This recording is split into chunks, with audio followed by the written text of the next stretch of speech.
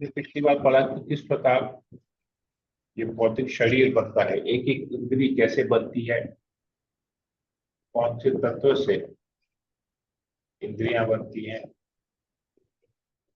प्राण वायु अपान वायु कैसे बनती है, और इन सभी के अधिष्ठाता देवता कौन है, ये सब हमने एक एक करके सब डिटेल में इसके बारे में पढ़ा। ये डाइजेस्टिव सिस्टम भी कैसे बनता है, जनेंद्रियां कैसे होती है, बहुत कुछ, मतलब पूरे भौतिक शरीर के बारे में हमने पढ़ा कि कैसे कैसे ये बनता है। आज हम लोग और आगे बढ़ेंगे। ज्ञान की विराम।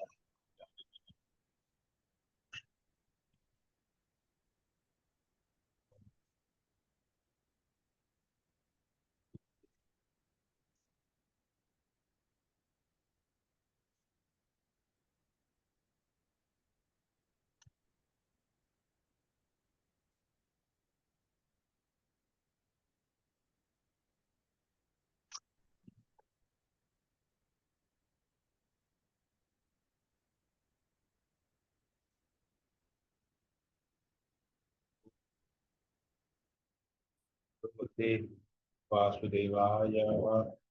ओम नमः भगवते वासुदेवाय। ओम नमः भगवते वासुदेवाय।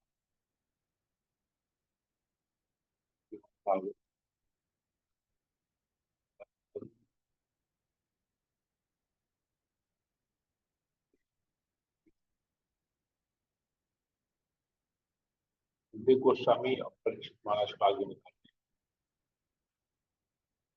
अपने दिव्य नाम, गुण, लीलाओं, परिवेश तथा विभिन्नताओं के कारण भगवान अपने आप को दिव्य रूप में प्रकट करते हैं।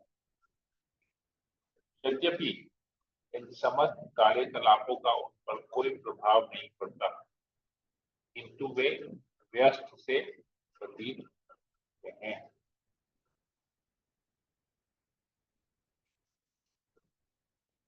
तात्पर्य कोई पढ़ना चाहेगा?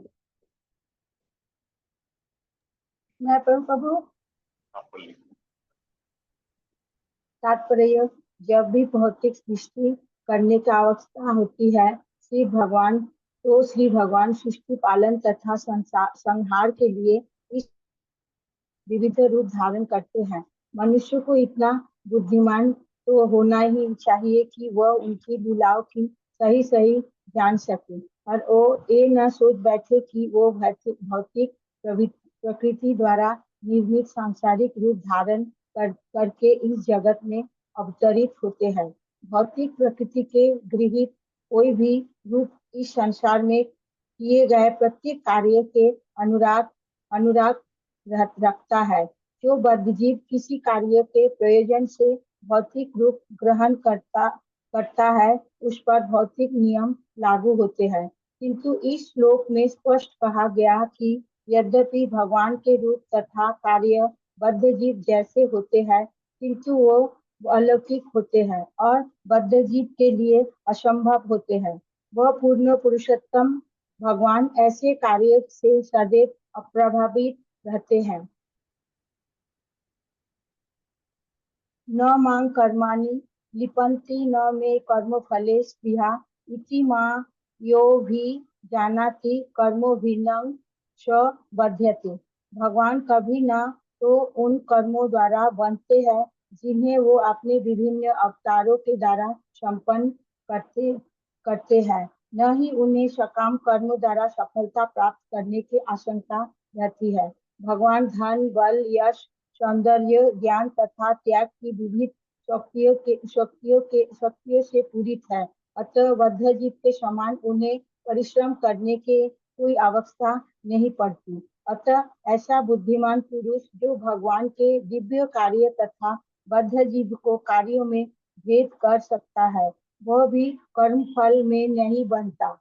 ब्रह्मा, विष्णु तथा शिव के रूप में भगवान प्रकृति के त्रिगुण का संचालन करने वाले हैं। विष्णु से ब्रह्मा और ब्रह्मा से शिव उत्पन्न है। कभी कभी ब्रह्मा विष्णु के पृथक अंश होते हैं, तो कभी ब्रह्मा स्वयं विष्णु होते हैं। इस प्रकार ब्रह्मा ब्रह्मांड भर की समस्त योनियों के उत्पन्न करते हैं, जिसका अर्थ होता है कि भगवान संपूर्ण सृष्टि को या तो स्वयं उत्पन्न करते हैं या फिर अपने अधिकृत सहायक से माध्यम से करते हैं। हरे कृष्ण। बहुत बहुत। तो भगवान अलग अलग कार्य करते हैं, परंतु भगवान इस कार्य में बंधते नहीं है और उन पर इन सब कार्यों का कोई प्रभाव भी नहीं पड़ता है। डिटैच्ड है भगवान सब कार्यों से, डिटैच्ड है, अनुराग है, आकर्षण या अट्रैक्शन या अटैचमेंट नहीं है इन कार्यों से जो भी करते हैं। तो चाहे वो किसी भी रूप में भगवान करें, किसी भी अवतार में आके करें या स्वयं अपने दिव्य रूप में आए या अपने किसी अवतार के माध्यम से, तो ये यहाँ पर बताया जा रहा है। तो बद्ध जीव और भगवान में यही फर्क है।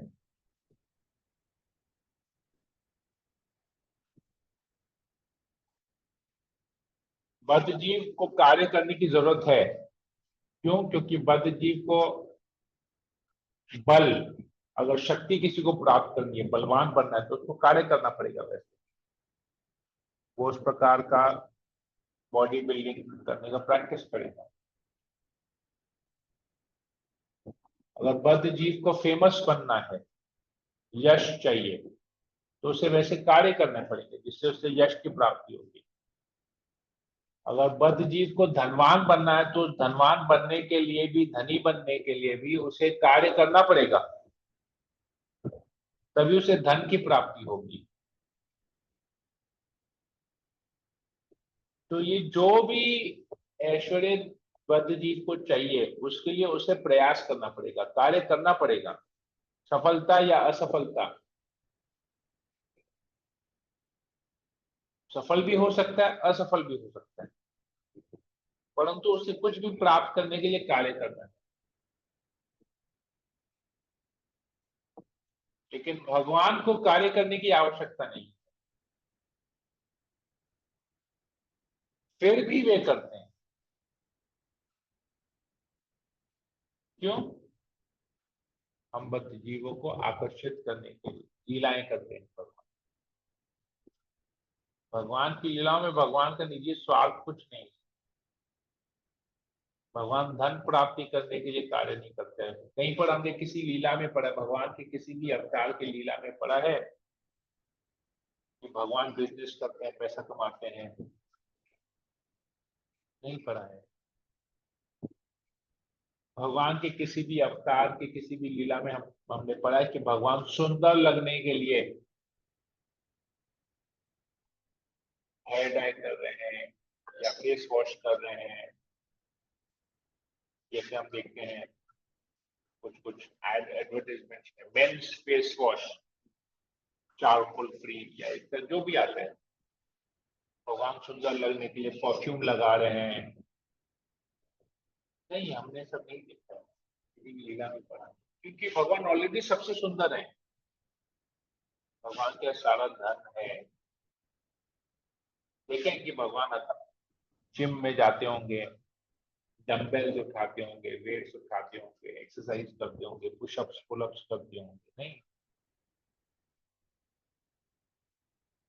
ये सब हम, ये तो यही डिफरेंस है। भगवान में ऑलरेडी सारे ऐश्वर्य हैं और बद्ध जीव उन ऐश्वर्य को प्राप्त करने के लिए कार्य करता है और उससे प्रभावित होता है। लेकिन भगवान इन सबसे प्रभावित नहीं होते, हमेशा अप्रभावित रहते हैं। इतना बड़ा सृष्टि कर लेते हैं, पूरे ब्रह्मांड को बनाते हैं, फिर भी अप्रभावित रहते हैं। तो मतलब अगर हमको भगवान को आकर्षक अपनी ओर आकर्षित करना है, तो हम धन से भगवान को आकर्षित नहीं कर सकते, बल से आकर्षित नहीं कर सकते, सौंदर्य से भगवान को आकर्षित नहीं कर सकती। ये सब चीज पूर्ण रूप में भगवान के पास ऑलरेडी है। तो भगवान को अगर आकर्षित करना है तो हमको भक्ति करनी पड़ेगी। केवल एकमात्र भक्ति में सेवा से ही हम भगवान को आकर्षित कर सकते हैं। ये हमको समझना पड़ेगा। अगले श्लोक को हम 4 श्लोक एक साथ है 35 से 40 हम पढ़ते हैं।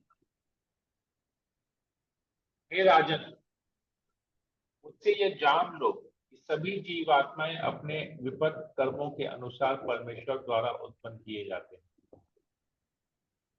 इसमें ब्रह्मा तथा उनके दक्ष जैसे पुत्र, वैवस्वत मनु जैसे सामयिक प्रधान, इंद्र चंद्र तथा वरुण जैसे देवता, भृगु व्यास वशिष्ठ जैसे महर्षि, पितृलोक तथा सिद्ध लोक के वासी, चारण गंधर्व विद्याधर असुर यक्ष किन्नर तथा देवदूत, नाग बंदर जैसे किम पुरुष, मनुष्य, मातृलोक के वासी, असुर, पिशाच, भूत प्रेत, उन्मादी, शुभ अशुभ नक्षत्र, विनायक, जंगली पशु, पक्षी, घरेलू पशु, सरीसृप, पर्वत, जल तथा चेतन जीव, चरायुज और अंडज, स्वेदज तथा उदिबज जीव तथा अन्य समस्त जल, स्थल या आकाश के सुखी दुखी अथवा मिश्रित सुखी दुखी जीव सम्मिलित हैं। ये सभी अपने पूर्व कर्मों के अनुसार परमेश्वर द्वारा सृजित होते हैं। पूर्व कर्मों के अनुसार तो मतलब आप कुछ भी देख रहे हैं, मतलब यहाँ तक कि जो ब्रह्मा जी भी हैं वो भी अपने पूर्व कर्म के अनुसार ब्रह्मा की पदवी मिल गई है। जो इंद्र है, जो स्वर्ग के वासी है, जो स्वर्ग के देवता है, वो भी अपने पूर्व कर्मों की वजह से ही उनको वैसा योनि मिल रहा है। ये आपको समझना पड़ेगा कि आप लोग स्वर्ग की प्राप्ति कर सकते हैं। कर्म वैसे करेंगे तो स्वर्ग की प्राप्ति होगी। इसका मतलब ये है कि ये लोग अपने जो स्वर्ग के वासी ऑलरेडी हैं अपने पूर्व जन्मों के कर्मों के वजह से या पूर्व कर्मों के अनुसार प्राप्त हुआ। तो ये सब पोजीशन है, एक पोजीशन है। आप किसी भी लोक में जाएंगे ये एक पोस्ट है, तो उस पोस्ट के लिए क्वालिफिकेशन लेना पड़ता है। क्वालिफिकेशन चाहिए, क्राइटेरिया होता है। तो उस क्राइटेरिया को अगर हम फुलफिल करेंगे तो वहां चले जाएंगे, उस पदवी की हमको प्राप्ति होगी। ये यहाँ पर बताया जा रहा है।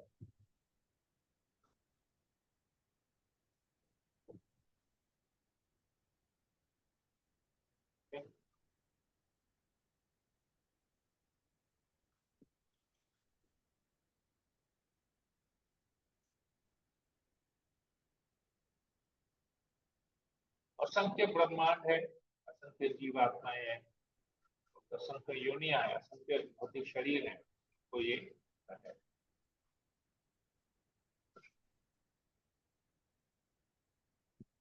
भगवत गीता का एक श्लोक आता है, सर्व योनिषु कौन्तेय मूर्तया तासाम ब्रह्म महद्योनि बीज तदपता। प्रकृति की तुलना माता से की गई है। प्रभुपाद जी लिखते हैं, यद्यपि प्रत्येक जीव अपनी मां से उत्पन्न होता देखा जाता है, किंतु सत्य तो यह है कि ऐसे जन्म का वास्तविक कारण माता नहीं है। जन्म का वास्तविक कारण पिता होता है। पिता के वीर्य के बिना शिशु को माता जन्म नहीं दे सकती। अतः असंख्य ब्रह्मांडों के विभिन्न योनियों तथा स्थितियों में सभी जीव शक्तिमान पिता परमेश्वर के बीच से उत्पन्न होते हैं। केवल अल्प ज्ञानी ही उन्हें भौतिक प्रकृति से जन्मा हुआ मानते हैं।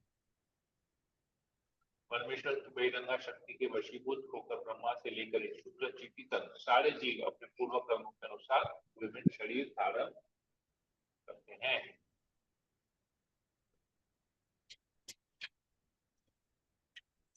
कुछ जीवात्माएं अपेक्षाया सुखी हैं तो कुछ दुख में स्थितियों में जीवन बिताती हैं, किंतु वास्तव में इनमें से कोई भी भौतिक बद्ध जीव में सुखी नहीं है। सॉरी, कोई भी भौतिक बद्ध जीवन में सुखी नहीं है। बंदी जीवन में कोई सुखी नहीं रहता, भले ही कोई प्रथम श्रेणी का कैदी हो या तृतीय श्रेणी का कैदी। बुद्धिमान मनुष्य को चाहिए कि वह तृतीय श्रेणी के बंदी जीवन से प्रथम श्रेणी के बंद जीवन में उत्पन्न उन्नत किए जाने की अपेक्षा हमेशा प्रतिग्रह से ही मुक्त होने का प्रयत्न करे। किसी की प्रथम श्रेणी की कैदी में प्रोन्नति हो सकती है, किंतु अगली अवधि में उसे द्वितीय श्रेणी में फिर जाना पड़ता है। मनुष्य को चाहिए कि वह बंदी जीव धाम जाने का प्रयास समस्त प्रकार के जीव के लिए यही है। तो हम चाहे किसी भी परिवार में, चाहे धनी परिवार में, चाहे गरीब परिवार में, चाहे मिडिल क्लास फैमिली, हमारा कहीं पर भी जन्म हो, चाहे हमारा नीचे की योनि में, पशु योनि में, पक्षी योनि में जन्म हो, या मनुष्य योनि में जन्म हो, या देवताओं की योनि में जन्म हो, अलग अलग श्रेणियां हैं, ये अलग अलग कैटेगरीज है, कहीं पर भी हमारा जन्म हो,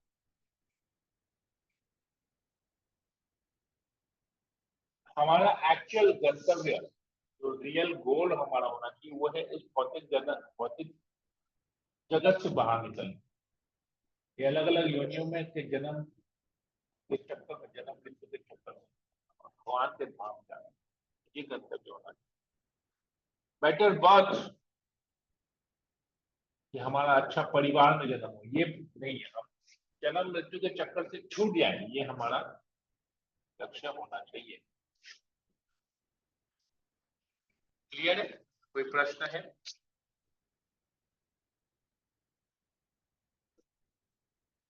अगला श्लोक कर लेते हैं।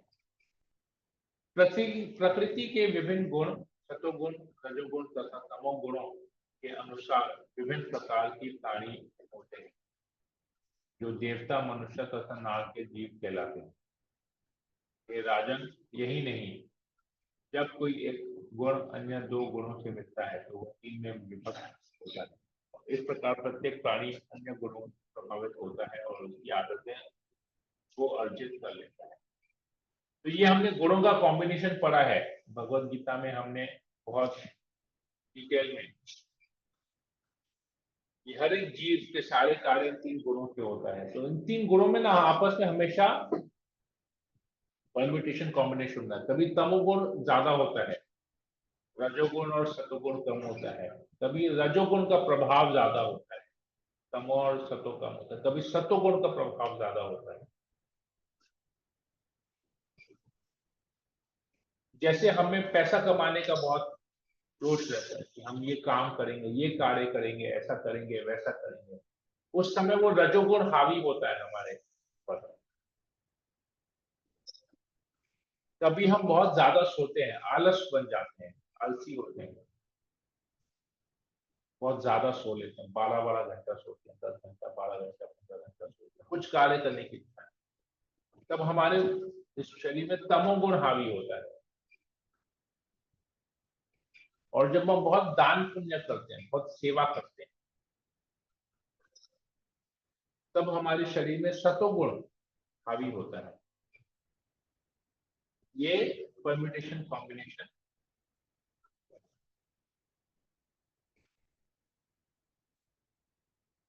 तो इनके कॉम्बिनेशन से ही सारी 84 लाख योनियां बनी है।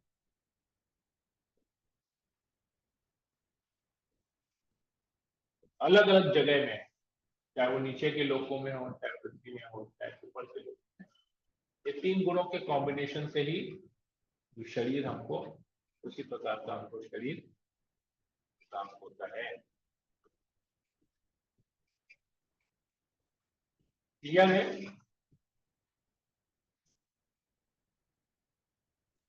हरे कृष्णा प्रभु जी। यस माता जी। प्रभु जी, जैसे जो भी ज्यादा सोता है, इसका मतलब वो भी पाप है? नहीं, पाप का यहाँ पर, पाप और पुण्य का बात यहाँ पर नहीं है, यहाँ पर गुणों का बात हो रहा है। जो ज्यादा होता है वो तमोगुण में है, means he is lazy. A lazy person will sleep a lot. An active person will not sleep much. जो कम सोता है और जो जिसमें ब्राह्मणिकल क्वालिटीज होती है वो सतोगुणी व्यक्ति, और जो ज्यादा सोता है वो आलसी होता है, इसलिए वो ज्यादा सोता है। फिर 3-4 घंटा, 5 घंटा, 6 घंटा काम करता है, थक जाता है और फिर सोता है, तो वो तमोगुण का निशानी है। That is not पाप, that is influenced by the lower mode. By the mode of ignorance, उसमें ज्यादा इन्फ्लुएंस है मोड ऑफ इग्नोरेंस का। तो ये यहाँ पर आ रहा है। तो कॉम्बिनेशन, देखिए यू नीड रेस्ट, आपको नींद चाहिए। इस शरीर को, जैसे मोबाइल फोन को जब बैटरी डाउन हो जाता है तो उसे चार्ज पे लगा देते हैं, चार्ज पे लगाते हैं तो वो चार्ज हो जाता है फिर चलता है। तो वैसे ही शरीर को चार्ज देता है रेस्ट, स्लीप, लेकिन जरूरत से ज्यादा नहीं देना चाहिए। जैसे मोबाइल फोन जब 100% चार्ज हो जाता है तो हम उसको प्लग आउट कर लेते हैं, चार्जर से डिस्कनेक्ट कर लेते हैं। 100% के बाद भी अगर चार्ज पे लगा रहेगा तो बैटरी की लाइफ कम होती है, कि बैटरी ऑलरेडी फुल चार्ज हो गई फिर भी आप बैटरी को खींचे जा रहे हैं, इलेक्ट्रिसिटी कंजम्पशन भी होता है और बैटरी की लाइफ भी कम हो जाती है। तो ये शरीर भी वैसा ही है। If you follow very nice discipline, एक रूटीन को अगर हम लोग फॉलो करते हैं, सही समय पे सोना, सही समय पे खाना खाना, सही समय पे उठना, तो ये सत्वगुण में होता है। अगर आप देर देर रात तक बैठते हैं, लेट 11 बजे 12 बजे तक जागते रहते हैं, फिर सोते हैं, सुबह लेट से उठते हैं, विच मीन्स तमोगुण में है, दैट इज तामसिक। तो तामसिक तमोगुण में रह के भक्ति नहीं है, भक्ति करने के लिए सत्वगुण में रहना पड़ेगा। ठीक है, I hope I clarified this. जी प्रभु जी। यस प्रभु जी, हरे कृष्ण। अगला श्लोक कर लेते हैं। वे भगवान ब्रह्मांड में सबके पालक रूप में सृष्टि की स्थापना करके विभिन्न अवतारों में प्रकट होते हैं और मनुष्यों, अमानवों तथा देवताओं में से समस्त बद्ध जीवों का उद्धार करते हैं। तो भगवान आते हैं विभिन्न अवतारों में, क्यों? बद्ध जीवों का उद्धार करने के लिए। भगवान गीता में कहते हैं, परित्राणाय साधूनां विनाशाय च दुष्कृतां धर्म संस्थापनार्थाय संभवामि युगे युगे। साधुओं का रक्षा करने के लिए, दुष्टों का विनाश करने के लिए, धर्म की पुनः स्थापना के लिए भगवान अवतार लेते हैं। भगवान जब अवतार लेते हैं तो बहुत लोग भगवान को भगवान नहीं समझते, साधारण जीव समझते हैं। तो भगवान इससे भगवत गीता में कहते हैं, अवजानन्ति अवजानन्ति माम मूढ़ा मानुषम तनुमाश्रितम परम भावम जानन्तो मम भूत महेश्वरम। अवजानन्ति माम मूढ़ा, तो जो मूढ़ व्यक्ति है, जो अकलमंद नहीं है, जो बेवकूफ है, मूढ़ व्यक्ति है, जो अल्प ज्ञानी है, वो क्या समझता है कि मैं एक मनुष्य हूं। अवजानती माम मूढ़ा मानुषम तनु आश्रितम, को लगता है कि मैं एक मनुष्य हूं। ये जानते नहीं है कि मैं महेश्वर हूं, मैं भगवान हूं, नहीं जानते। को लगता है मैंने एक मनुष्य शरीर धारण किया और एक मैं मनुष्य ही हूं, साधारण हूं, पर नहीं, मैं तो अपने दिव्य रूप में आता हूं। ये समझना पड़ेगा। तो भगवान अलग अलग योनि में आते हैं, शुक्र की योनि लेते हैं, वराहदेव, मछली की योनि में आते हैं, मत्स्य अवतार में आते हैं। तो ये भगवान किसी भी योनि में, किसी भी शरीर में, किसी भी योनि के बीच में अवतरित होते हैं, या पशु के बीच में अवतरित हो, जलचर के रूप में भगवान, तो भगवान भगवान ही रहते हैं। वो साधारण नहीं समझता। जो ऐसा समझता है, अरे भगवान कैसे मछली हो सकता है, ये मछली कैसे भगवान हो सकता है, मत्स्य अवतार, सुअर कैसे भगवान हो सकता है, भगवान कैसे शुक्र का रूप धारण कर, बड़ा देव वामन भगवान कैसे बोने हो सकते हैं, भगवान तो महान है, शक्तिशाली है, 10 फुट हाइट होना चाहिए उनका, 15 फुट 20 फुट हाइट होना चाहिए, ब्रह्मांड से बड़ा होना चाहिए। ये तो बोना अवतार है, कैसे भगवान, ये सब नहीं समझना। ये सब, इसको इसलिए कहते हैं अवजानती माम मूढ़ा। भगवान कहते हैं मूढ़ है व्यक्ति जो ऐसा समझते कि मैं मनुष्य एक मनुष्य हूँ, साधारण मनुष्य हूँ, क्योंकि मैंने एक मनुष्य का शरीर धारण। ये सारे भगवान के दिव्य रूप हैं, ये हमको समझना पड़ेगा। तो हर रूप में भगवान, हर अवतार में आते हैं। भगवान का कार्य एक ही होता है, जिस किसी भी अवतार में भगवान आए, कार्य एक ही है भगवान का, भक्तों की रक्षा करना, दुष्टों का संहार करना, ये। अगला श्लोक। तत्पश्चात युग के अंत में भगवान स्वयं संहार करता रुद्र रूप में संपूर्ण सृष्टि का उसी तरह संहार करेंगे जिस प्रकार वायु बादलों को हटा देती है।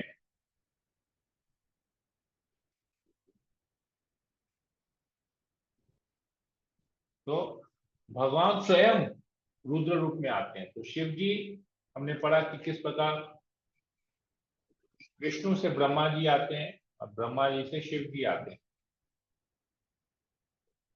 तो रुद्र रूप और कुछ नहीं है, स्वयं भगवान है, भगवान का ही गुणा अवतार है। शिव जी भगवान के गुणा अवतार, इनका कार्य है संहार करना। तो कोई भी देवी देवता को भगवान से अलग नहीं समझना, ये नाम अपराध में आता है।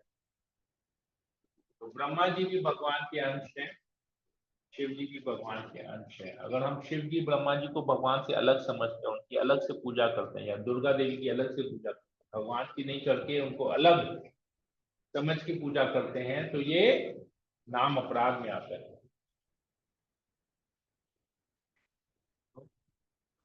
हर एक देवी देवता को, भगवान के हर एक अवतार को, चाहे वो गुणा अवतार हो, चाहे पुरुषा अवतार हो, चाहे लीला अवतार हो, शक्तिवेश अवतार हो, सबको भगवान के संबंध में ही हमको देखना चाहिए।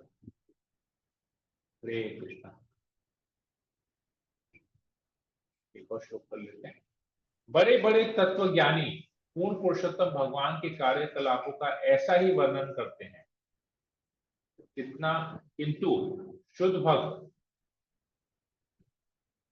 भावातीत दशा में ऐसे रूपों से भी बढ़कर महिमा वस्तुएं देखने के अधिकारी होते हैं।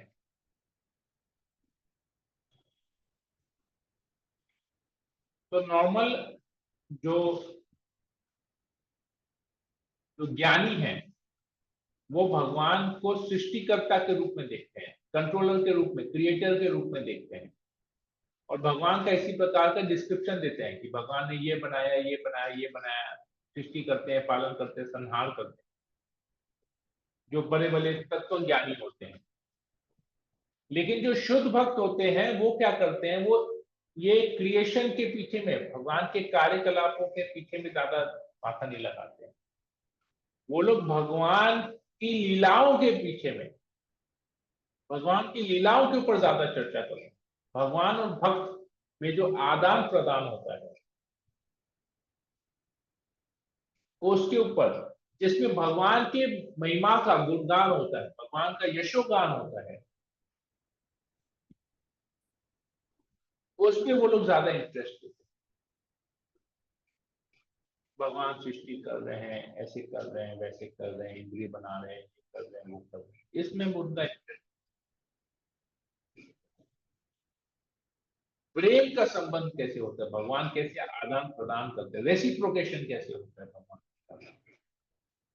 उसमें ज्यादा वो लोग कॉन्सेंट्रेट।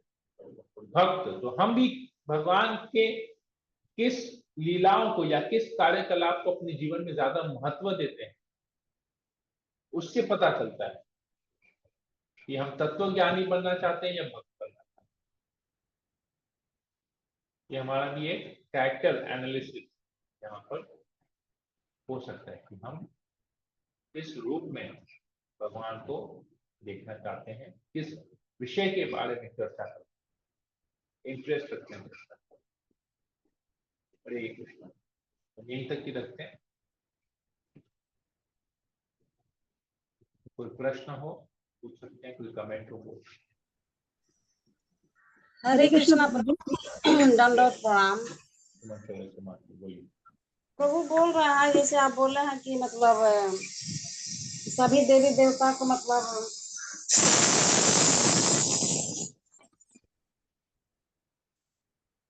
सभी देवी देवता को मैंने अलग नहीं समझना चाहिए प्रभु। तो मैंने सम्मान तो सबका करना चाहिए, मैंने भक्ति करना चाहिए कृष्ण भगवान का। राइट। तो मतलब उनका पूजा नहीं करना होगा। देखिए मैं आपको एक छोटा सा, एक्चुअली ना अभी भी कंफ्यूजन है, समझ नहीं पा रहे हैं। मैं आपको छोटा सा उदाहरण देता हूँ, आपके भौतिक जीवन का ही उदाहरण देता हूँ। आप अपने माँ बाप की सेवा करते हैं, प्रेम करते हैं माँ बाप से, करते हैं, माँ बाप से प्रेम करते हैं। तो क्या माँ बाप से उतना ही अपने चाचा चाची, मामा मामी, ताऊ ताई जी से उतना ही प्रेम करते हैं जितना माँ बाप से करते हैं, या डिफरेंशिएशन अलग करते हैं? नहीं, थोड़ा अलग तो हो जाता है प्रभु। क्यों होता है अलग?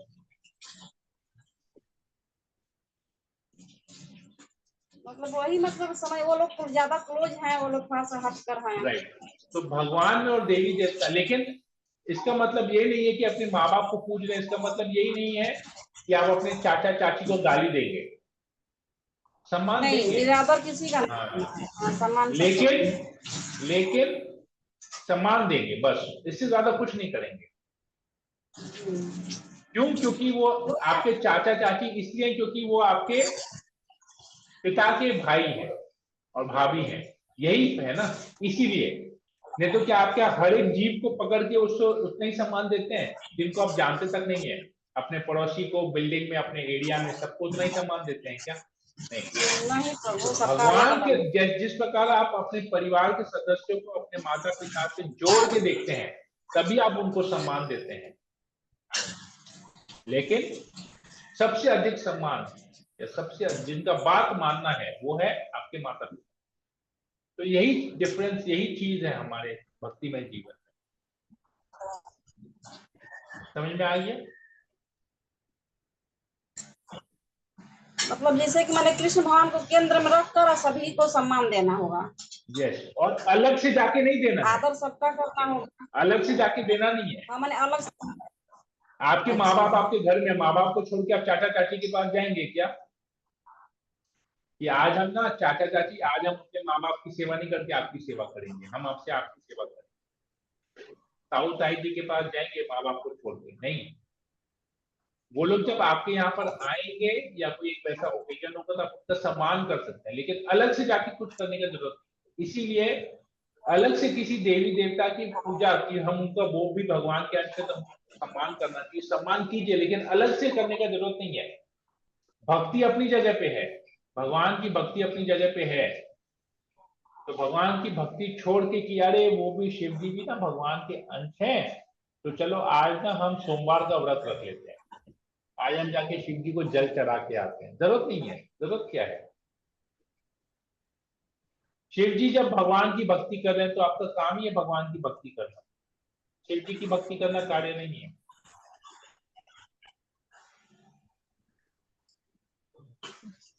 समझ में आया मैं क्या बोलना चाह रहा?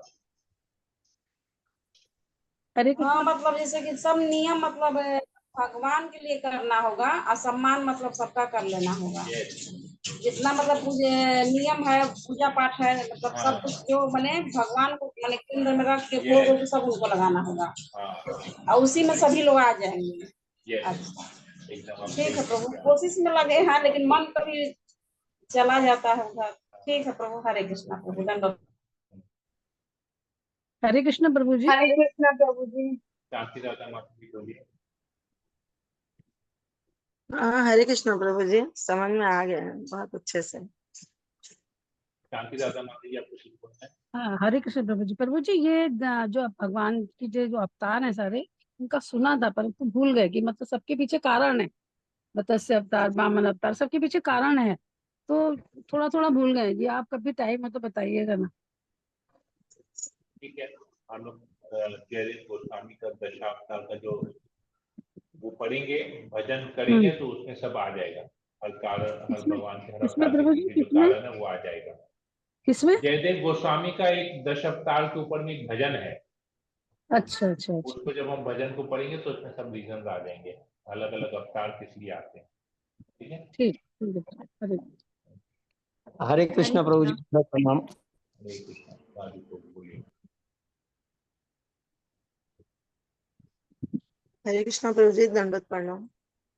हरे कृष्णा। राजू को हरे कुछ कृष्णा पूछना है? प्रभु जी। हाँ प्रभु जी। हाँ पूछिए।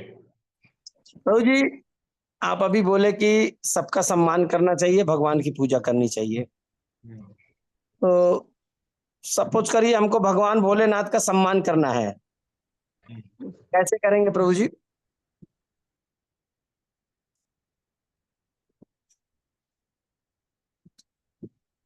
भगवान भोलेनाथ का सम्मान करना है तो शिव जी भगवान रामचंद्र का नाम जप करते हैं, आपको पता है?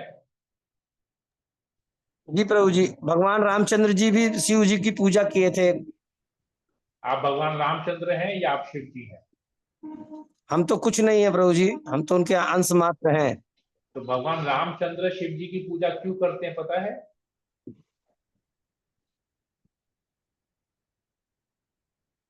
क्यों क्योंकि ये करते तो हैं पता हमारा, है?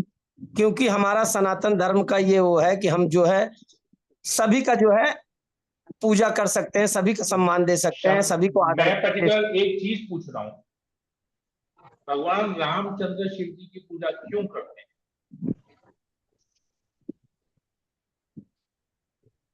क्योंकि उनको उस समय में लंका जाना था और समुद्र पे पुल बनाना था, जिसके कारण उन्होंने जो है कोई नया काम करने के पहले उन्होंने भगवान शिव की जो है आराधना की है, उनका अभिषेक किया है और उनकी स्थापना की है वहां पे। तो कोई भी नया कार्य करने से पहले एक शिवलिंग की स्थापना की, यही तो जी आपका प्रभु कहने का मतलब ये है? जी। ओके। तो भगवान रामचंद्र ने जब विश्वामित्र उनको लेके गए थे जंगल में,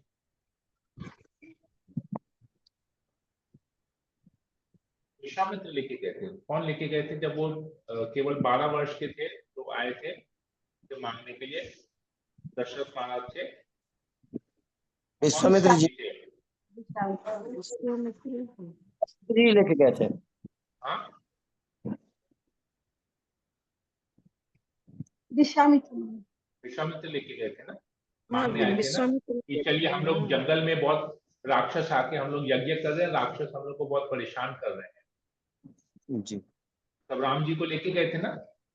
जी दशरथ ने कहा था कि मुझे लेके चलो, नहीं उसने बोला नहीं मैं रामचंद्र, बोला वो तो अभी बालक है, वो तो अभी युद्ध कला सीखा भी नहीं है, तो उसको मत लेके जाओ। तो बोले नहीं मैं उसी को ही लेके जाऊंगा। तो तभी भी नया कार्य था रामचंद्र के लिए, ये असुर जाना है, ब्राह्मणों की रक्षा करनी है ताकि वो लोग यज्ञ करें, असुर आए उनका विनाश करें। तब तो भगवान ने शिव जी की स्थापना की थी क्या, शिवलिंग की? ये तो नया कार्य था। मेरा प्रश्न खाली सिंपल ये है प्रभु जी मैं कि हमें आपके प्रश्न आपने मैंने आपसे एक प्रश्न पूछा, आपने उसका उत्तर दिया, मैं आपसे क्लैरिफिकेशन मांग रहा हूं। तो इसमें प्रॉब्लम हम लोगों का क्या है कि हम लोग जो सोचते हैं या हम लोग किसी के मुंह से सुने हैं, इधर उधर से सुने, हम लोग उसको बता देते हैं। एक्चुअल में गुरु की वाणी से, गुरु के मुख से हम लोग सुनते नहीं है, प्रॉब्लम यही है। इसलिए हम लोग कंक्लूजन अपना निकालते हैं।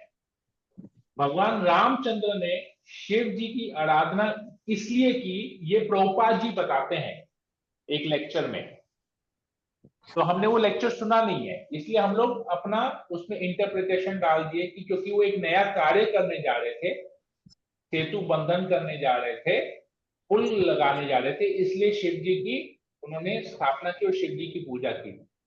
भगवान रामचंद्र को जरूरत है क्या? मतलब भगवान रामचंद्र सर्वशक्तिमान नहीं है, शक्ति संपन्न नहीं है, इसलिए वो शिव जी का मदद लिए या शिव जी का स्थापना किए? नहीं, ये तो भगवान रामचंद्र की शक्ति के ऊपर में डाउट करना हुआ। भगवान रामचंद्र शिव जी की शिवलिंग स्थापना इसलिए करते हैं, शिव जी की पूजा इसलिए करते हैं कि भगवान रामचंद्र स्वयं एक उदाहरण सेट करते हैं कि मैं भगवान होके अपने भक्त की सेवा करता हूं, अपने भक्त की पूजा करता हूं, तो मेरा भक्त कितना पूजनीय है, ये सिद्धांत को देने के लिए कि मेरा भक्त भी पूजनीय है, ये सिद्धांत को देने के लिए भगवान रामचंद्र ऐसा करते हैं। तो क्या हम अपने भगवान के भक्तों की पूजा करते हैं, अपने गुरु की पूजा करते हैं? वो तो भगवान के शुद्ध भक्त हैं। भगवान स्वयं कहते हैं कि मेरे भक्तों को मेरे समान पूजना चाहिए, लेकिन मेरे भक्तों को मतलब भगवान के साथ जोड़ के उनकी पूजा करनी चाहिए। तो उनकी पूजा इसलिए करनी चाहिए कि वो भगवान के भक्त हैं, वो भगवान है, इसलिए पूजा नहीं करनी चाहिए भक्त की। भक्त को कभी भगवान नहीं बनाना चाहिए। भक्त भक्त है, भगवान भगवान है। भक्त को भगवान से संबंध रख के, भगवान के संबंध में जोड़ के पूजा करना चाहिए। इसका मतलब ये नहीं है कि हम भगवान को साइड कर दें और केवल भक्त की पूजा करते रहें। प्रभु जी, हम लोग भगवान शिव की जब पूजा करते हैं तो हम लोग भगवान कृष्ण को साइड में नहीं करते हैं प्रभु जी, उनके संग में ही मैं पूछ रहा हूं, मेरा है कि आपको लगता है या बहुत लोगों को लगता है कि हमको शिव जी की पूजा करनी चाहिए भगवान के साथ जोड़ के।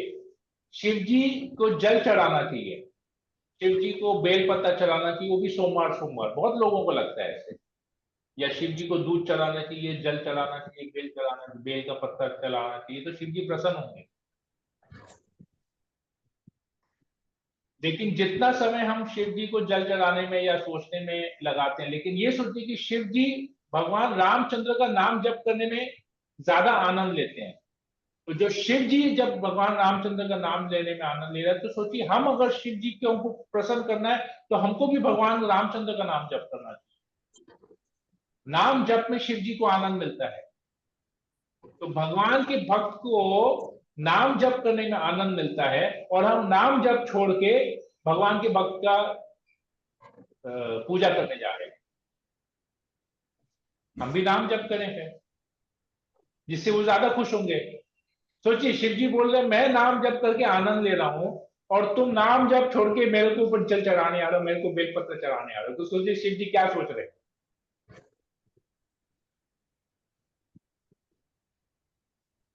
हनुमान जी को ये क्या बोलते हैं, सिंदूर लगाने में ज्यादा आनंद है, या हनुमान जी देखेंगे कि ये रामचंद्र की सेवा कर रहे हैं उसमें ज्यादा आनंद होगा? बताइए। जो रियल भक्त है वो अपनी सेवा में आनंद लेगा, या वो अगर देखता है कि सामने वाला मेरा भक्त भगवान की सेवा कर रहा है उसमें ज्यादा आनंद है, मेरे आराध्य देव की सेवा कर रहा है उसमें ज्यादा उसको आनंद है? हमको बताइए। आज आपका बेटा आपको पूजेगा या आपको मानेगा, उसमें ज्यादा आनंद है, या आपके पिताजी को, आप मतलब अपने दादाजी को अगर वो सेवा पूजा करते उसमें ज्यादा आनंद आपको मिलेगा? बताइए। प्रभु जी, अगर मेरे पिता को पूजते हुए अगर मेरी भी पूजा कर रहा है तो हमको आनंद लगेगा। अगर दोनों को कर, जैसे हम लोग 16 माला जप करते हुए अगर भोले बाबा को डाल रहे हैं तो हमको नहीं 16 माला जप करते हुए भोले बाबा को याद नहीं करना। 16 माला जप करते हुए हरिनाम को याद, भगवान के नाम का स्मरण करना है। उसके बाद जो समय बच रहा है प्रभु जी, जो भगवान समय क्या है, उसके बाद आप भागवत पढ़िए, इसका मतलब आप उसके बाद आप गीता पढ़िए। ये सब कुछ करने के बाद अगर समय बचता है शिव जी की आराधना भी कीजिए। जी, उसको आराधना, जैसे आराधना करने का मतलब यही हुआ कि मान लीजिए सावन महीना चल रहा है, भोले बाबा को अगर आधा, हमको तो नहीं लगता कि भगवान हम लोग से रुष्ट हो जाएंगे। हमने तो ऐसा नहीं बोला कि भगवान रुष्ट होंगे। हमने ऐसा बोला क्या? अगर हमको हमने कहीं पर भी ऐसा बोला कि भगवान रुष्ट होंगे?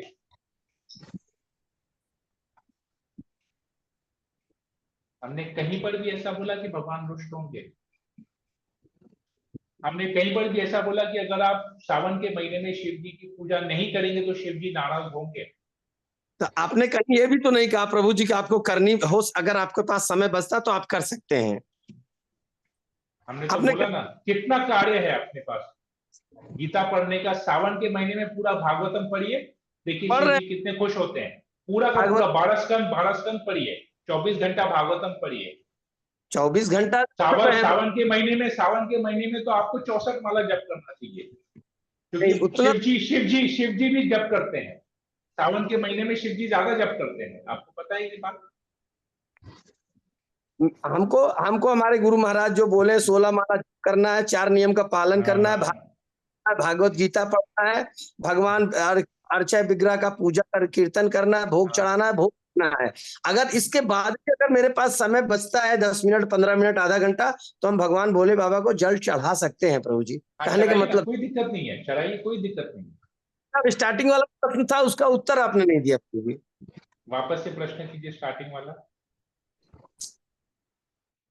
माने हमको भगवान की कैसे, माने आप बोले कि सम्मान करते हुए भगवान की आपको पूजा करना है, तो हमको बता, जो अदर देवी देवता है उनका हम सम्मान कैसे करें, ये हम सम्मान करने का कोई तरीका बताइए कि ऐसे सम्मान आप करिए। चलिए हम आपको एक उदाहरण देते हैं, ठीक है, आपके व्यक्तिगत जीवन का एक उदाहरण देते हैं, सम्मान कैसे किया जाता है। अभी जैसे आपका बेटा है, राइट, आपके बेटे को आपने एक आदेश दिया, आपका बेटा आपका सम्मान करता है, आपकी पूजा करता है, ठीक है, बहुत अच्छा है। अब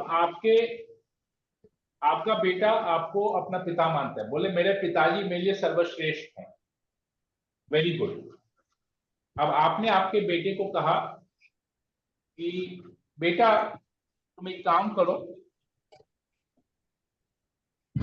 तुम ना अभी नीचे जाओ और 10 रुपए का मेरे लिए ब्रेड लेके आओ, या 20 रुपए का एक ब्रेड लेके आओ। आज हम लोग ब्रेड का पुलाव बनाएंगे और भगवान को भोग लगा के खाएंगे। तो आपका बेटा बोलता है कि मुझे, हाँ पिताजी मैंने आपकी बात सुन लिया, पर ना मैं आपकी बात मानूंगा नहीं, क्योंकि ब्रेड पुलाव तो आपको खाना है, भगवान को भोग तो आपको लगाना है, मुझे तो ब्रेड पुलाव पसंद नहीं है, आप जाके खुद ही लेके आइए।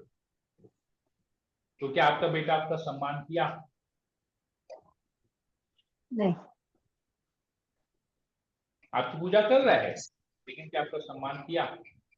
आपकी बात माना, आपने जो कहा वो आपकी बात माना, तो सम्मान हुआ कि नहीं?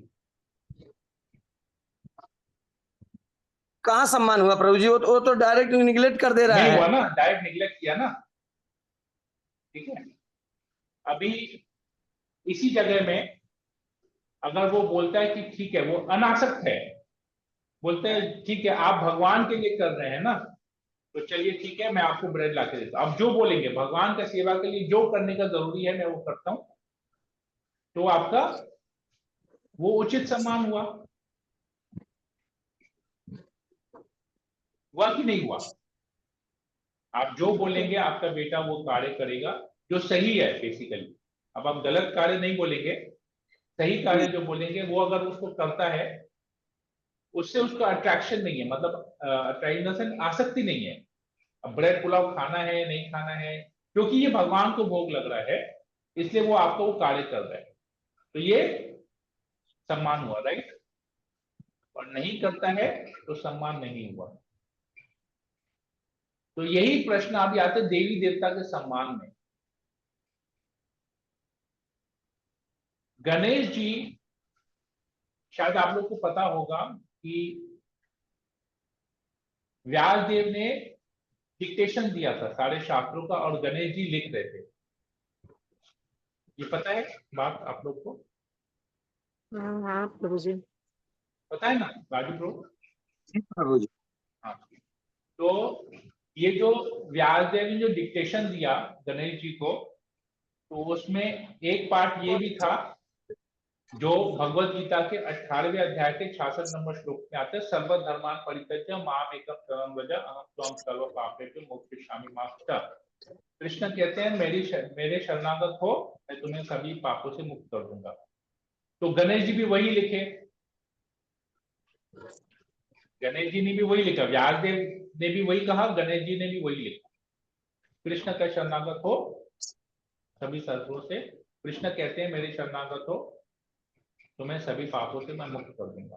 अब गणेश जी जब ये लिखते हैं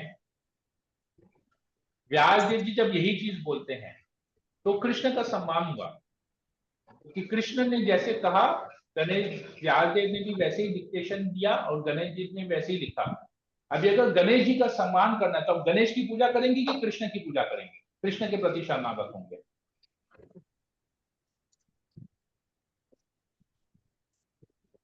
गणेश जी इंस्ट्रक्शन लिखते हैं, कृष्ण कहते हैं सभी धर्मों का परित्याग करो और कृष्ण की शरण में जाओ, वो सभी तुम्हें पापों से मुक्त कर देंगे। गणेश जी ये लिख रहे हैं। तो गणेश जी का सम्मान कैसे होगा? गणेश की पूजा करने में, गणेश को लड्डू चढ़ाने में, या कृष्ण के प्रति शरणागत होने में? कृष्ण के प्रति शरणागत। कृष्ण के प्रति शरणागत। तो गणेश जी का सम्मान कैसे करेंगे आप? यहाँ पे प्रश्न कि हम लोगों ने तो भगवान का सम्मान तो हम लोग कर ही रहे हैं। अगर ऐसा कोई हो गया, ऐसा कोई ओकेजन पड़ गया या ऐसा कुछ शिव हुआ, जी कहते हैं आराधना नाम सर्वेशाम विष्णु आराधना परम। शिव जी कहते हैं कि सब जितने भी आराध्य हैं सबसे परम आराध्य विष्णु की आराधना है। परम आराधना सर्वेशाम आराधना नाम सर्वेशाम विष्णु आराधना परम। ओके, शिव जी कहते हैं पार्वती देवी को आराधना सर्वेशाम विष्णु आराधना परम। अभी आप शिव जी की सम्मान कैसे करेंगे बताइए? शिव जी का इंस्ट्रक्शन फॉलो करके विष्णु की आराधना सर्वश्रेष्ठ है।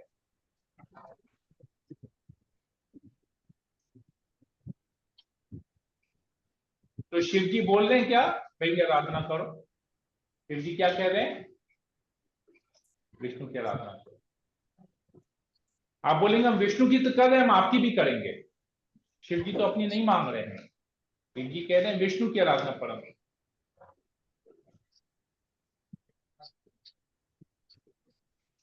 Very simple, following instructions. Just आप किसी का सम्मान तभी कर सकते हैं जब आप उसकी वाणी को फॉलो करेंगे। 100% उसकी वाणी को फॉलो करेंगे, तभी आप उसका सम्मान कर पाएंगे।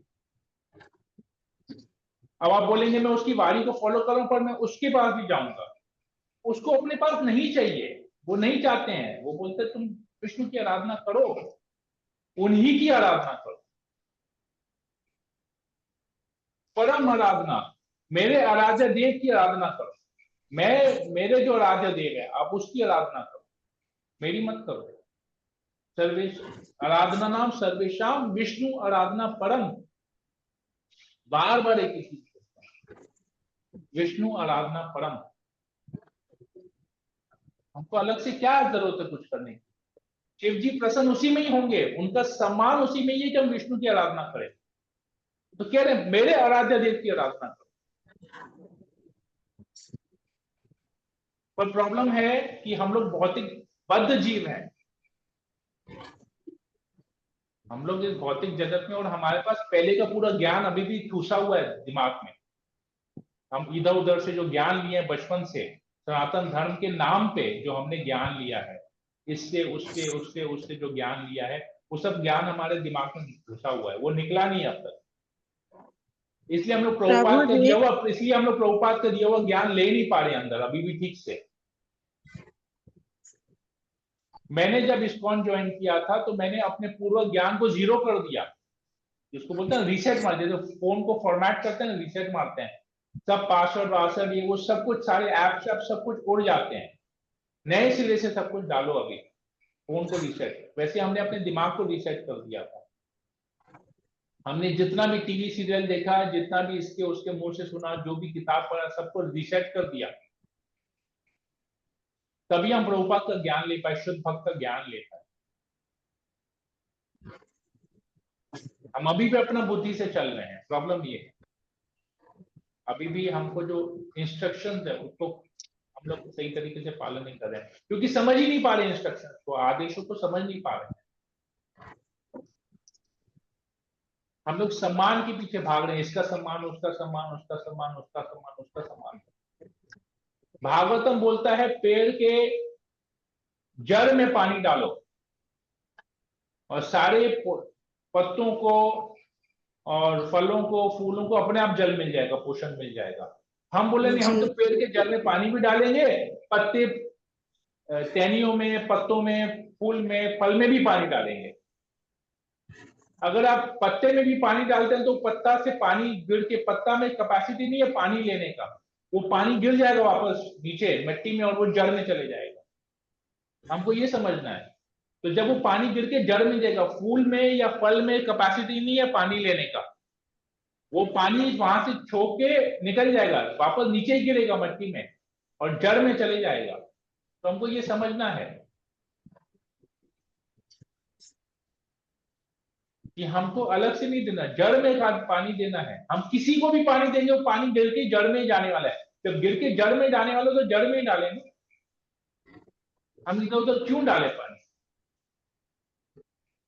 भगवान सबके ऊपर देखेंगे, भगवान सबका भरण पोषण अपने आप करेंगे।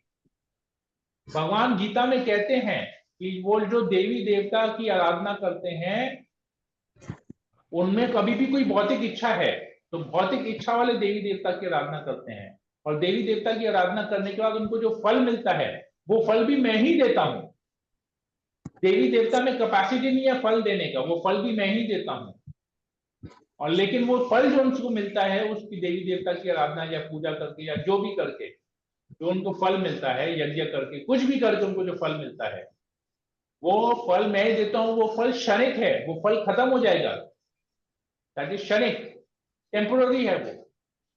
तो हम अभी भी परमानेंट ज्ञान लेने के बाद भी कार्य टेम्पोररी कर रहे हैं। मैं किसी के भाव को या किसी की श्रद्धा को ठेस नहीं पहुंचा रहा। जो भगवान कह रहे हैं मैं वही कह रहा हूं। हम अभी भी सावन में, इसमें भाद्र में, इसमें उसमें अटके हुए हैं। हमको वो कार्य करना चाहिए जो हमारे भक्ति में हमको आगे लेके जाए। अगर शिव जी की कृपा प्राप्त करनी है तो हमको नाम जप करना पड़ेगा, क्योंकि शिव जी भी नाम जप करने में खुशी होते हैं। शिव जी भी विष्णु की आराधना करते तो हमको भी विष्णु की आराधना करनी है।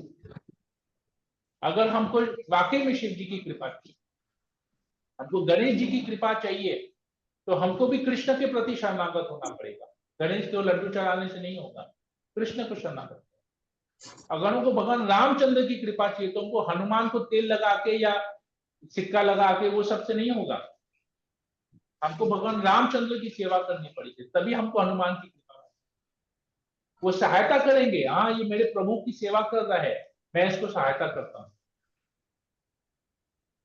शिव जी बोलेंगे विष्णु की आराधना कर रहे हैं, मैं इसकी सहायता करता हूँ। लक्ष्मी देवी बोलेगी ये मेरे प्रभु की सेवा कर रहा है तो मैं भी इसके पास रहूंगी, इसको सहायता करूंगी ताकि ये मेरे प्रभु की सेवा कर सके। गणेश जी भी बुद्धि देंगे, बोलेंगे कृष्ण की भक्ति कर रहे हैं, मैं इसको बुद्धि देता हूँ, मैं अपना भी कृपा उसको दूंगा ताकि ये कृष्ण की भक्ति कर सके। तो देवी देवताओं का सम्मान इसी में ही है कि हम कृष्ण की भक्ति करें। अगर एक्चुअली हमको सम्मान करना है तो उनकी कही हुई वाणी को हमको फॉलो करना पड़ेगा। जैसे हमने कहा राजू प्रभु, आपका बेटा आपकी वाणी को फॉलो नहीं करेगा लेकिन आपका सम्मान करेगा। तो वाणी को फॉलो नहीं किया तो सम्मान कहां से होगा? सम्मान का प्रश्न ही नहीं उठता है अगर उसने आपकी वाणी को फॉलो नहीं किया। आपका पैर दबा दिया, अपनी मर्जी से आपका पैर दबा दिया, पापा आज आप थके हुए लग रहे हैं, चलो मैं आपका पैर दबा देता हूँ। आपका सर में दर्द हो, मैं सर दबा देता हूँ। कल को बोलेगा आपके गले में दर्द है, मैं गले भी दबा दे रहा हूँ। तो दैट इज नॉट इंटेलिजेंस। गले में दर्द है तो गले का मेडिसिन देना पड़ेगा, गर्म पानी करके नमक डाल के उसका कुल्ला करने के लिए पानी देना। सम्मान उसमें है जब हम अगले को, जिसको हम सम्मान करते हैं, तो सबसे बड़ा सम्मान यही है कि हम उसकी वाणी को फॉलो करें। अब हम उसकी शारीरिक की सेवा करेंगे लेकिन उसकी वाणी को फॉलो नहीं करेंगे तो सम्मान कहां से? रियल सम्मान, जो रियल रिस्पेक्ट है, वो तभी आएगा जब हम अगले की वाणी को फॉलो करेंगे, अगले के इंस्ट्रक्शंस को फॉलो करेंगे। वही रियल सम्मान है। किसी भी देवी देवता का सम्मान उनकी वाणी को फॉलो करें, उनकी सेवा पूजा करके नहीं, उनकी वाणी को फॉलो करें। तो प्रभुपाद जी केवल अपने गुरु महाराज से केवल 2 बार मिले थे, भक्ति सिद्धांत सरस्वती ठाकुर, लेकिन वो कहते थे मैं उनकी वाणी को फॉलो करता हूं इसलिए मैं हमेशा उनका संग कर रहा हूं। तो आप क्यों केवल सावन के महीने में शिव जी का सम्मान करना चाहते हैं? आप 365 दिन शिव जी का सम्मान कीजिए, आराधना विष्णु की आराधना करते। क्यों केवल गणपति के दिन गणपति को लाते हैं, लड्डू का भोग लगाते हैं और दूसरे दिन परवान कर देते हैं? 365 दिन गणेश जी का सम्मान कीजिए, उनकी वाणी को फॉलो करके कृष्ण के प्रति श्रद्धा करते। क्यों हम एक दिन या एक महीने किसी के पीछे पड़ेगा? 365 दिन हम उनकी वाणी को फॉलो करेंगे, हम 365 दिन उनका सम्मान करते हैं।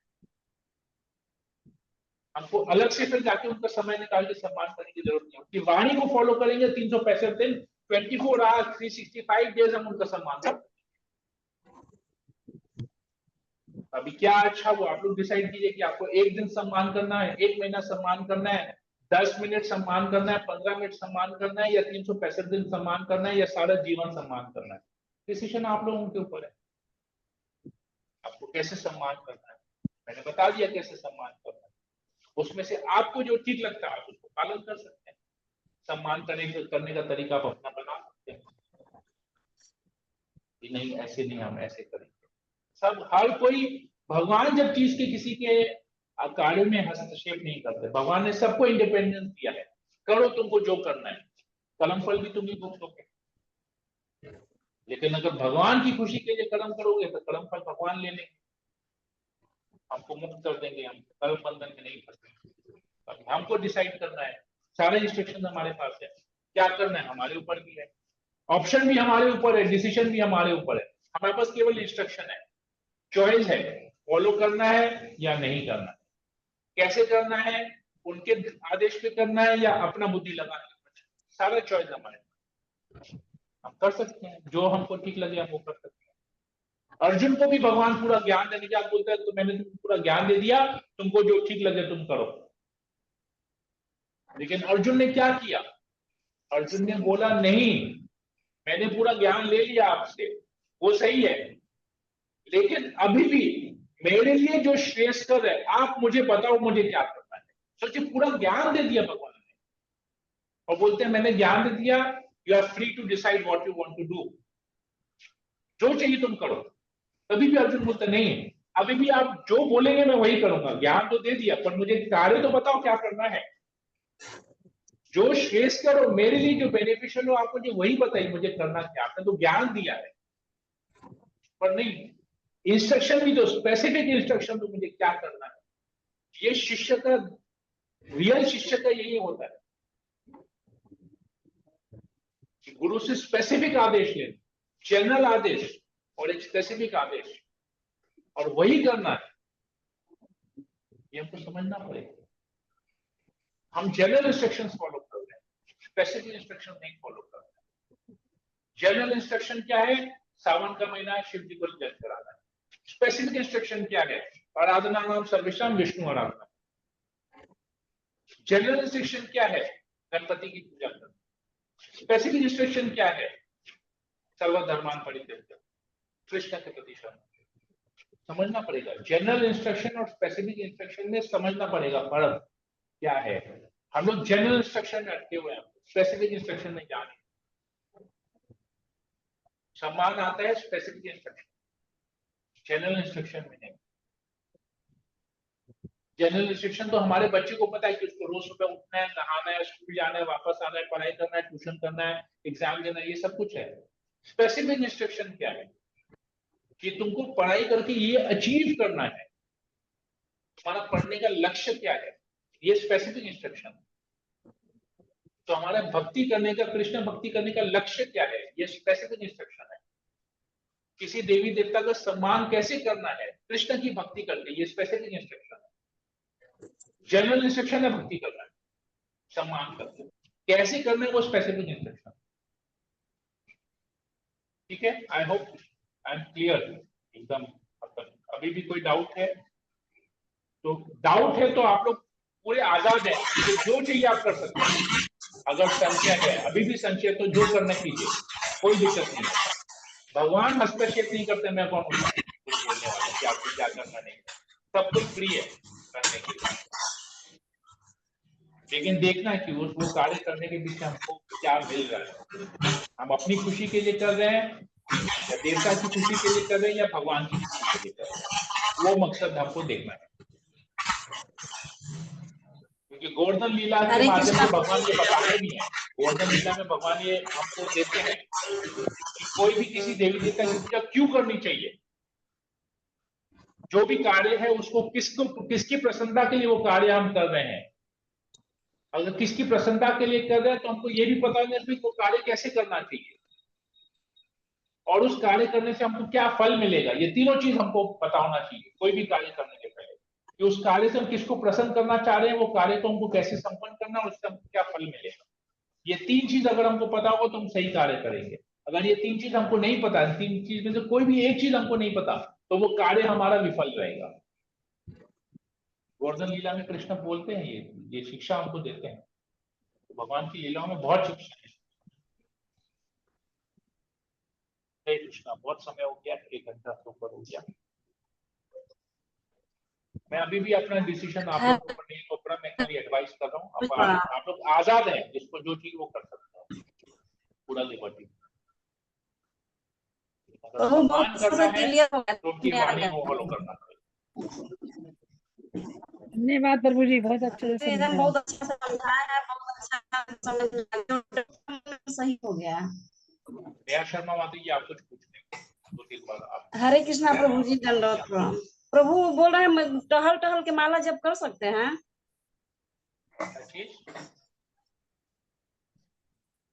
बोल रहा है कि जैसे चल चल कर माला जप कर सकते हैं? हाँ, कर सकते हैं, कर सकते हैं, कर सकते हैं। मतलब एक जगह बैठ कर नहीं हो पाता है तो जैसे हाँ, टहल टहल के कर सकते हैं? कर सकते हैं, कर सकते हैं, कोई दिक्कत अच्छा ठीक है प्रभु। नहीं। हरे कृष्णा शर्मा प्रभु, माता जी, आप दंडवत कुछ पूछ प्रणाम। रही थी। नेहा शर्मा माता जी। हरे कृष्णा प्रभु जी। Yes. प्रभु जी, जब ये डिस्कशन स्टार्ट हुआ था तो मैं यही बोलना चाह रही थी कि शिव जी भी तो शुद्ध वैष्णव है, और कृष्णा जी क्या बोलते हैं कि जो मेरे भक्त मेरे वैष्णव का मान सम्मान करेगा वो मेरे लिए परम पूजनीय है। तो जैसे हम जैसे प्रभुपाद जी का मतलब सेलिब्रेशन करते हैं, उनका बर्थ एनिवर्सरी ऐसे मंदिर में करते हैं, तो इसी तरीके से शिव जी भी तो शुद्ध वैष्णव है। अगर उनका कोई प्रॉपर मंथ आ रहा है तो उसमें मैं ऐसा सोचती हूँ कि अगर हम 5, 10, 15 मिनट अर्चना उनकी कर ले तो उसमें कोई वो नहीं, उससे कृष्ण कोई जी कोई हर्ज प्रसन्न नहीं ही है, है। कोई हर्ज नहीं है, लेकिन प्रॉब्लम वो क्या है कि हम उनके इंस्ट्रक्शंस को फॉलो नहीं कर रहे। जैसे हम लोग प्रभुपाद का हम लोग पूजा करते हैं, गुरु पूजा में करते हैं, लेकिन हम लोग प्रभुपाद के इंस्ट्रक्शंस को तो फॉलो कर रहे हैं ना, करते हैं कि नहीं करते हैं। अभी अगर हम प्रभुपाद के इंस्ट्रक्शंस को फॉलो नहीं करें तो प्रॉब्लम है। तो इधर शिव जी के इंस्ट्रक्शंस को भी फॉलो करना चाहिए। करने को आप आराध्य देव हैं, कर सकते हैं, लेकिन उस समय जो हम किसी देवी देवता की जब आराधना करते हैं, पूजा करते हैं, तो उस समय हमारा चेतना क्या है वो मायने रखता है कि हम उनसे क्या कृपा मांग रहे हैं, वो सबसे ज्यादा मायने रखता है। जैसे जब हम प्रभुपाद की गुरु पूजा करते हैं, प्रभुपाद की गुरु पूजा करते हैं तो हम लोग क्या करते हैं, प्रभुपाद के गुरु पूजा में हम लोग क्या प्रभुपाद से प्रार्थना करते हैं कि आप हमारे ऊपर कृपा कीजिए कि हमको कृष्ण की भक्ति मिले, आपकी कृपा से हमारे जीवन में हमको कृष्ण की भक्ति मिल गई। This is what we pray to Prabhupada during guru puja. तो क्या किसी देवी देवता की पूजा करते वक्त हमारा ये चेतना आता है? अगर ये चेतना है तो आप कीजिए, अगर ये चेतना नहीं है तो करके फायदा नहीं। तो we have to understand, this is what we I am trying to tell. मैं बार बार यही बोलने का प्रयास कर रहा हूँ कि हम जिस चीज भी, हम गुरु की पूजा करें, देवी देवता की पूजा करें, सभी आराध्य हैं, लेकिन उनकी सेवा पूजा करते समय क्या हमको, हमारी चेतना उस समय क्या होती है, हमारा सोच क्या रहता है कि हम क्या उसको कृष्ण के संबंध में देख पा रहे हैं कि नहीं। अब गुरु पूजा जब होता है, प्रभुपाद का जब गुरु पूजा होता है तो एक हम लोग प्रेयर करते हैं। उस समय उस प्रेयर को समझना पड़ेगा, उस प्रेयर में हम क्या मांग रहे हैं प्रभुपाद, क्या कह रहे हैं हम लोग बात।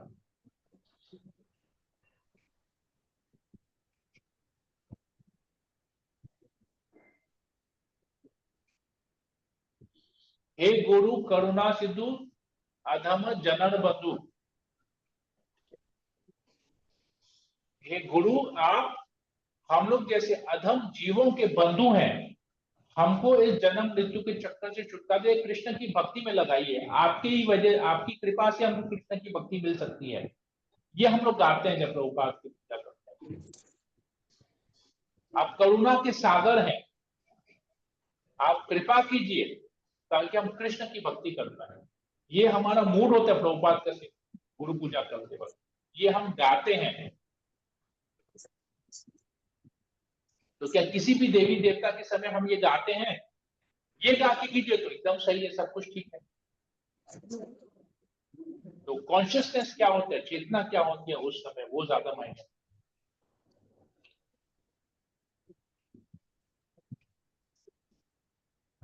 क्यों चेतना के ऊपर इतने हम लोग, मैं हमेशा बल देता हूँ कि कृष्ण कहते हैं कि शरीर छोड़ते वक्त जिसकी जैसी चेतना रहेगी उसको वैसा गति प्राप्त होगा। जिसकी जैसी चेतना रहेगी गति शरीर छोड़ते वक्त, 8वें अध्याय में कहते हैं जिसकी जैसी चेतना रहेगी उसको वैसा अगला जन्म में उसको वैसा शरीर प्राप्त होगा, उसका अगला जन्म भी वैसा होगा। चेतना सबसे ज्यादा मायने रखता है। क्या कि चेतना क्या है उस समय वो कार्य करते हो, क्योंकि हमारा मृत्यु कब भय होगा हमको पता नहीं है, तो हमको चेतना वैसी रखनी पड़ेगी। उस चेतना के हिसाब से हमारा अगला जन्म। चेतना क्या होनी चाहिए, मैं तो बना नहीं कर रहा हूँ किसी की, लेकिन उस समय वो चेतना क्या होनी चाहिए वो हमको ज्यादा मायने रखता है हमारे जीवन में। हम किसी का भी सम्मान कर सकते हैं, लेकिन उनका सम्मान करते हुए हमारा क्या चेतना रहेगा वो ज्यादा मायने रखता है। I hope I am clarified. Neha Sharma, ji प्रभु। आशा रानी माता। हरे कृष्णा प्रभु जी। इसमें हमें एक ऐसी उनकी संस्था है इस्कॉन, जो जिसमें शिक्षा गुरु, दीक्षा गुरु या जो भी भक्त हैं इसमें प्रभु जी, वो जो भी हमें शिक्षा देते हैं या हमें कोई भी मार्ग दिखाते हैं, हमें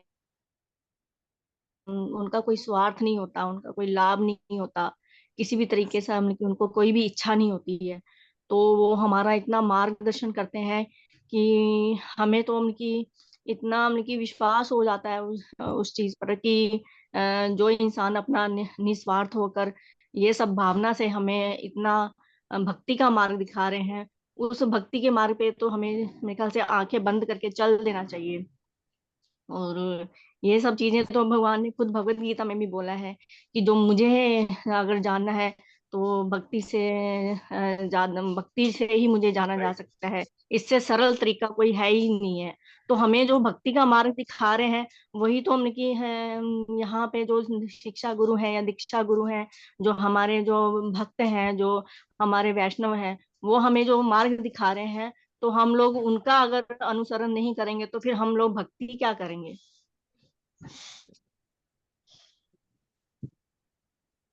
और समय और लगता है, और समय लगता और है ऑल किसी भी ओवर और किसी भी सेम नहीं ऐसी होता है। चीजों को हम लोग देखते हैं, देखिए सिर्फ एक भागवतम बोलने का कोई बोलता है कि हम भागवतम कराना है, तो देखिए कितने लाखों रुपए की डिमांड कर देते हैं, कितने हजारों रुपए की डिमांड करते हैं कि हम लोग भागवतम सुनाने आ रहे हैं, तो ऐसा ऐसा है। तो लेकिन हम लोगों को मतलब कि इतना मतलब कि इस्कॉन में हम लोग सिर्फ इतना बोल देते हैं कि हमें हरि संकीर्तन कराना है या हरि ये कराना है, तो वो उनकी सिर्फ उनको बोलने मात्र की देर है कि वो इतनी उत्सुक हो जाते हैं ये सब करने के लिए कि जैसे उनकी उनको क्या मिल जाता है।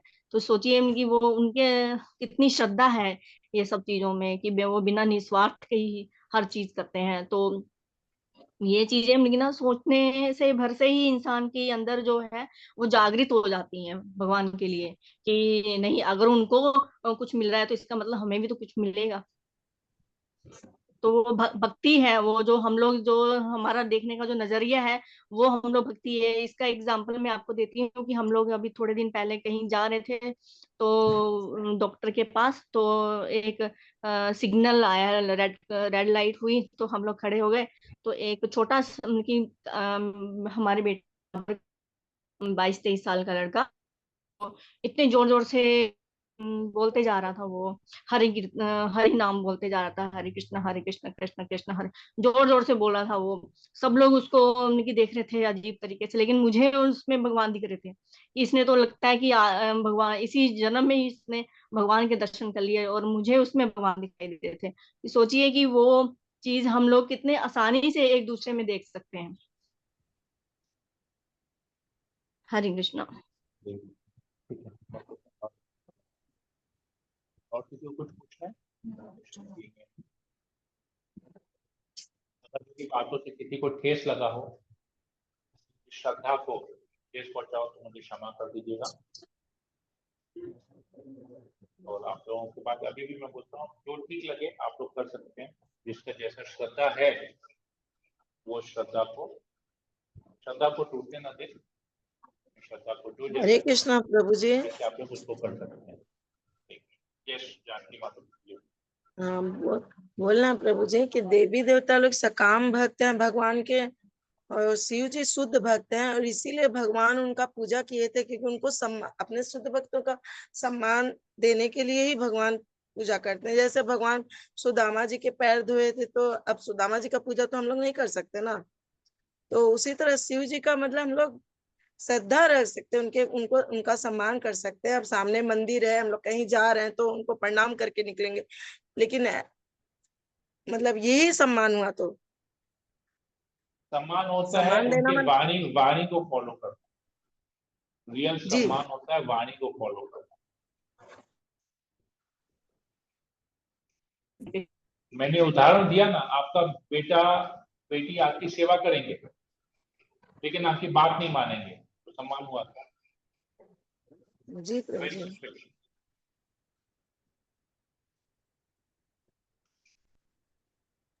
हरे मंदिर कृष्णा जाएंगे, प्रभु जी। मंदिर जाएंगे, हाँ yes। प्रभु जी,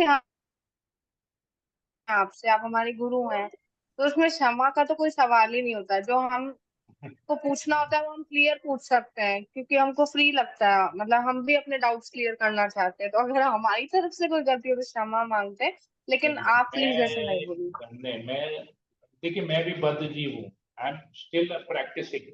मैं शुद्ध भक्त नहीं हूँ, पता नहीं मैं शुद्ध भक्त बन पाऊंगा। मैं भक्ति करने का प्रयास कर रहा हूँ। तो मैं भी बद्ध जीव हूँ, 3 गुणों में बंधा हुआ हूँ, तो मेरे से भी गलती हो सकती है।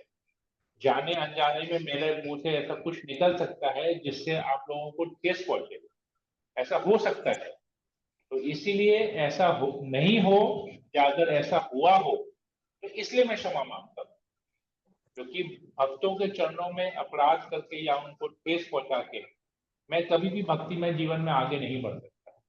कि आप लोग इतना समय निकाल के सुबह के समय घर में रह के घर के सारे सारे कार्य करते करते आप इस क्लास को अटेंड करते हैं, तो ये आप लोग ऑलरेडी बहुत सैक्रिफाइस कर रहे हैं।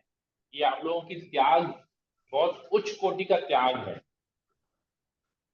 तो अपने घर को भी संभालना, सेवा करना, साथ ही साथ क्लास अटेंड करना, जप करना, अपनी साधना करना, तो ये बहुत उच्च कोटि का त्याग है जो आप लोग कर रहे हैं केवल मेरा संग करने के लिए। तो मैं इसीलिए, और इस संग के समय अगर मेरे मुंह से कुछ ऐसा निकले जो आप लोग को हृदय में ठेस पहुंचे जाए, इसलिए मैं क्षमा मांगता हूँ, क्योंकि आप लोग ऑलरेडी नहीं भक्ति कर प्रभु जी, रहे हैं। आप बहुत अच्छा से समझाते हैं, और मतलब कुछ ऐसा है ही नहीं हम लोग के मन में, बल्कि क्लास कभी छूटता है तो बहुत अफसोस होता है प्रभु जी। तो लेकिन आप तो बहुत अच्छा यही मेरा एक समझाते हैं मोड प्रभु होता जी। है, क्षमा मांगने का, और कुछ नहीं है। कि गलती से भी अगर मेरे कुछ ऐसी मेरे मुंह से कुछ ऐसा निकले जो आप लोग के मन में डाउट क्रिएट करे या कुछ ऐसा हो, इसलिए मैं क्षमा मांगता हूँ। इसको मेरा एक छोटा सा भूल समझ के, या मेरा बुद्धि कम है, मैं अज्ञान में हूँ, ये समझ के मुझे क्षमा कर दीजिएगा, और कुछ नहीं।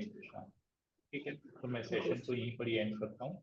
हरे कृष्णा प्रभु जी, दंडवत प्रणाम। कृष्णा हरे राम प्रभु जी, राम आपसे हरे मतलब हरे। हम इसको जुड़े हुए हैं। वाञ्छाकल्पतरुभ्यश्च कृपासिन्धुभ्येव च पतितानां पावनेभ्यो वैष्णवेभ्यो नमो नमः।